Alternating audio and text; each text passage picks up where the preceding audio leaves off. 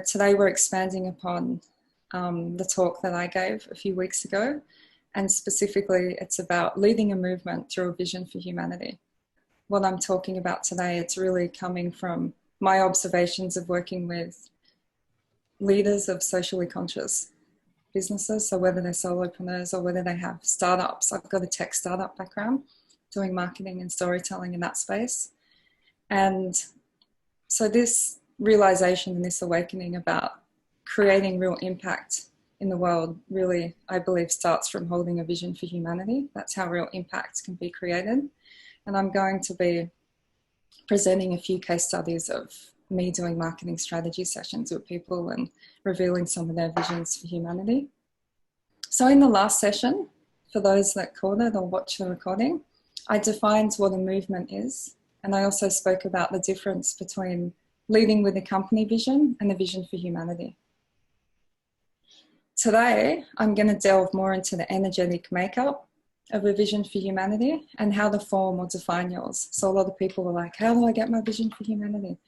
So I'll talk a little bit about that in response to a lot of people that want to define what their vision for humanity is or feel this need to have one. It's only the initial step. So it's kind of like, getting clear on your life purpose. It's great, but you actually need to keep aligning your life and taking action towards that purpose for it to actually be of significance. So it's the same with a vision for humanity. It's great to have one, and I'll share mine with you. But the real power is in the word holding a vision for humanity. So holding that vision and the energy and mindset around it, that's the real key. So I just want to remind you of that too. It's not just about getting clear on it. I'm going to talk a bit more about the aspects of a vision for humanity. So to define it, a vision for humanity involves accessing a higher vision of how society or the planet can evolve. So that's really what it is. We've got this higher vision and it's of a more evolved society. And if you want to break it down even more, what does a more evolved society mean? It's really where we transcend separation, where we realize that we're all one and that we're all connected.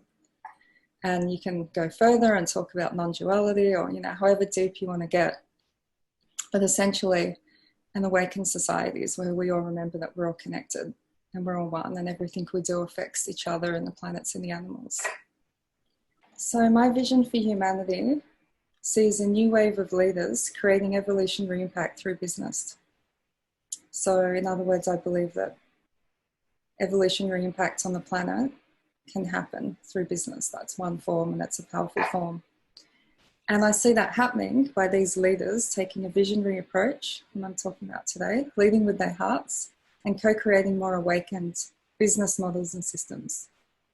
So all of my offerings and my skill set is essentially dedicated towards that vision. The energy that I hold is dedicated toward that vision, no matter what's going on. Because right now, that's not what business looks like, right? So when it comes to forming your vision, I don't believe it's more about you using the mind and going, all right, what is my vision, and trying to work it out. And I don't even believe that it's something you need to find. It's essentially given to you. So it's like a gift or a skill set. We all have certain gifts that we're born with. It could be, some of the physical things like athletic ability, good memory, spatial ability, which I didn't seem to get personally.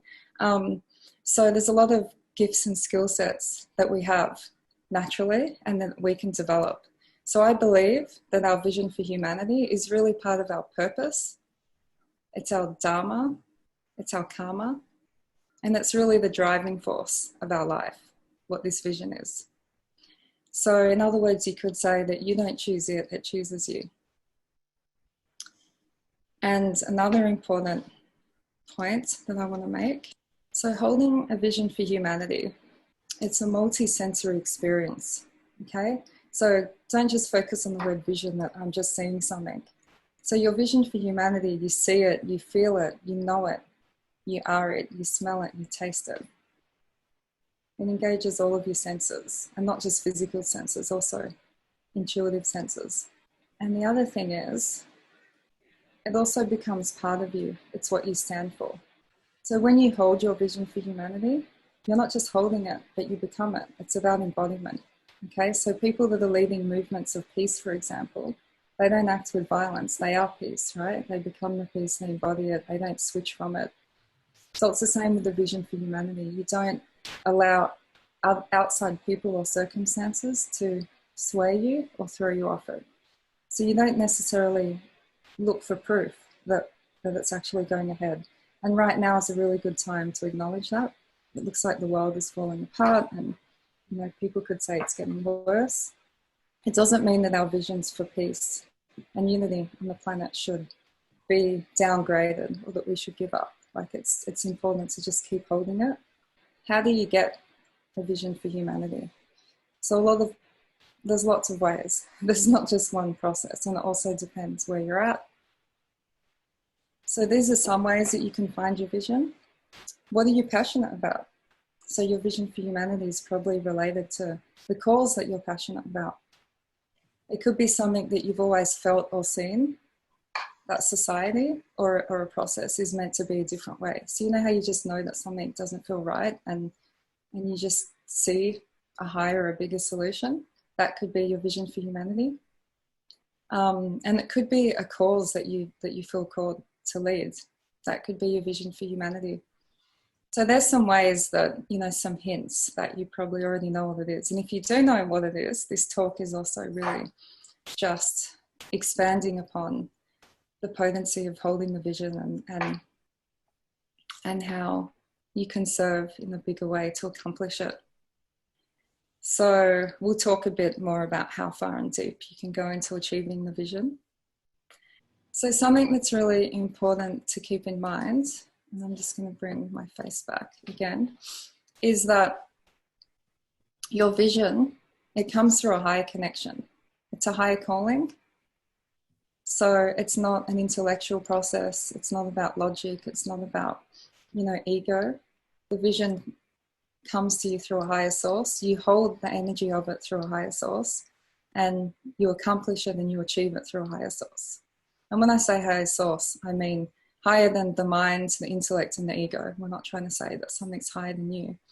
I'm talking about your truth, which goes beyond the mind.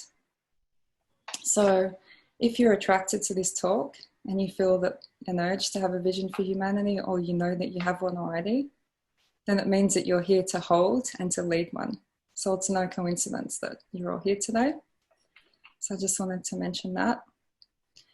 So if our vision and the way that we accomplish our vision for humanity comes through connecting to a higher source, then I believe that should be our priority, right? That should be how we live our lives, where we are connected to our pure strength, to our higher self, to our God self, to higher consciousness, whatever words you want to use.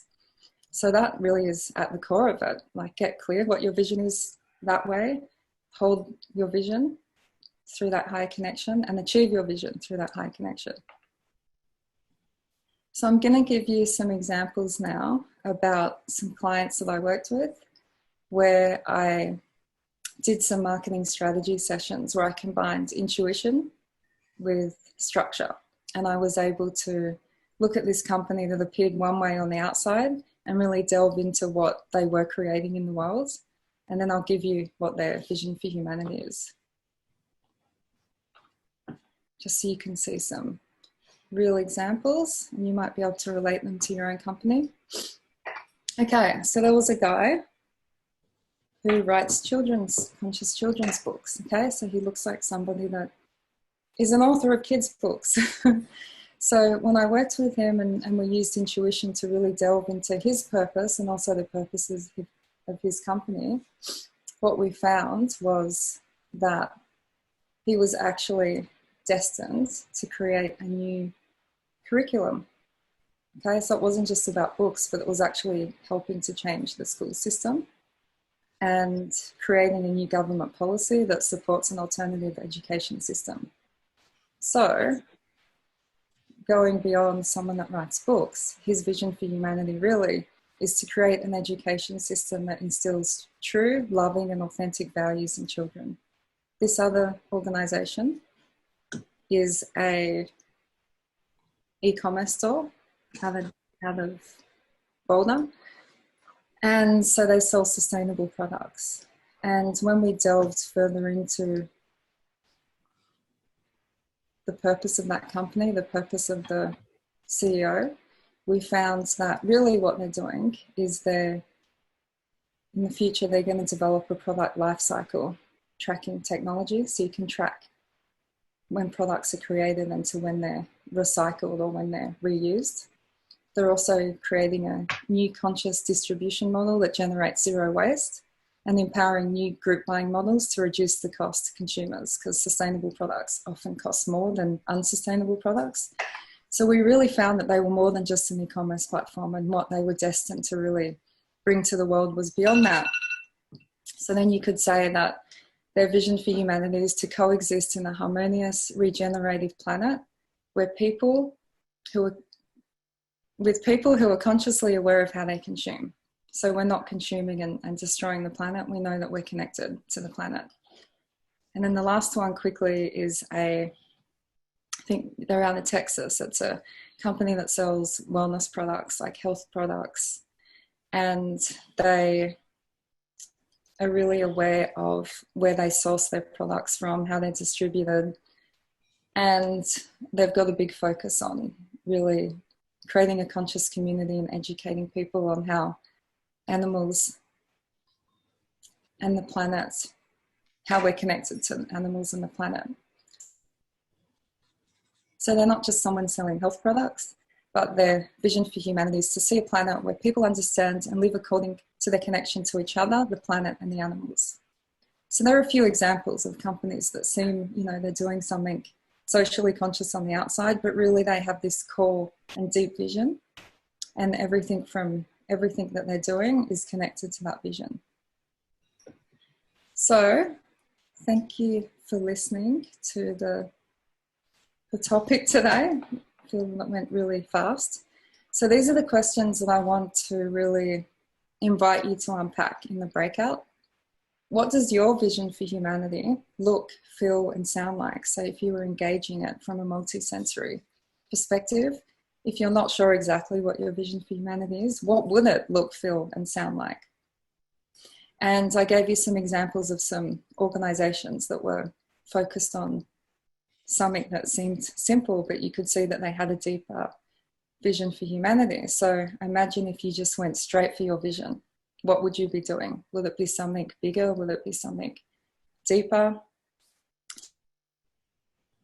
Something that maybe you were scared to do that you feel could be 4 steps away? Could you just go for it now?